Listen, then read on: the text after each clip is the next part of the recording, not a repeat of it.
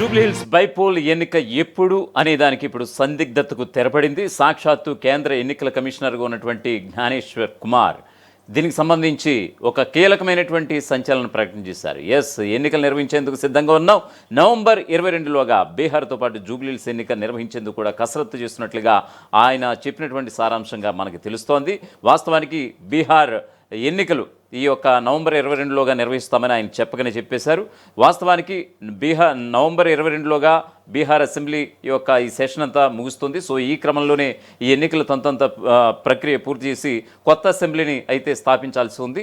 So ఈ క్రమంలో కేంద్ర ఎన్నికల కమిషనర్గా ఉన్నటువంటి ఆయన ఈ నేపథ్యాన బీహార్ అసెంబ్లీకి సంబంధించినటువంటి ఒక కీలక ప్రకటన చేశారు. మనకి మొన్నటి నుంచి మనం చూస్తూనే ఉన్నాం. బీహార్ అసెంబ్లీతో పాటు జూబ్లీహిల్స్ బైపోల్ ఎన్నిక కూడా నిర్వహించబోతున్నారు అనేటువంటి ఒక ప్రధానమైనటువంటి వార్త ఇప్పుడంతా చక్కర్లు కొడుతున్నటువంటి తరుణాన నవంబర్ 22లోగా ఖచ్చితంగా ఇక్కడ జూబ్లీహిల్స్ బైపోల్కి సంబంధించి కూడా ఒక క్లారిటీ వచ్చేసింది.